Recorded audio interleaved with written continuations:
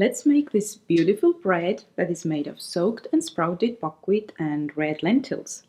Now, in case you're trying to eat whole food plant-based and low glycemic at the same time, I have good news for you.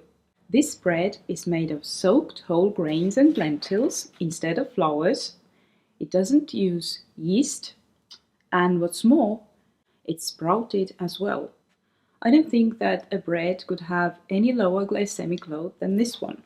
In case you're not familiar with glycemic load and what it's all about, check out this very thorough video I've made. You can also download my free guide to low glycemic plant-based diet here or following the link in the description. And now let's get on with the recipe. We start with adding dry raw buckwheat and red lentils into a bowl, mixing them up with your hand or a spoon. Then pouring enough filtered water to cover them well. Bear in mind that the groats will expand while soaking.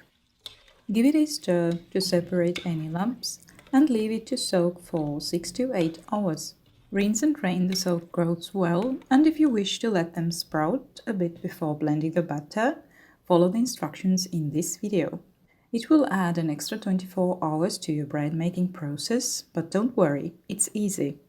Make sure not to let the sprouts grow too long or the consistency of your bread will suffer.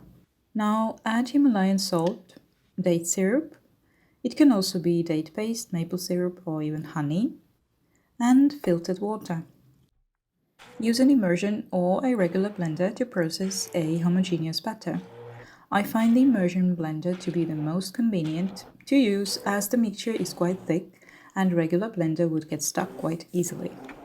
Should you use a high-speed blender like Vitamix, be careful not to overprocess the batter or your bread would end up too dense. As you can see, it's not perfectly smooth. Covered with plastic, I use the same plastic bag over and over and let it ferment at room temperature for 5 to 6 hours, after which your batter would have risen significantly, with bubbles throughout the bowl and with a pinkish orange color because of the lentils. Now let's add oregano and mix it through carefully, not to deflate the dough too much. Mixing it through is essential because, as you can see, the batter is thicker on top with some liquid in the bottom. By the way, if your batter is well fermented but you don't have time to bake the bread right away, stick the bowl in the fridge. This is exactly what I did, 9 in the evening, and baked it the next morning. At this point, you can also add other herbs or spices as well as nut seeds to your liking.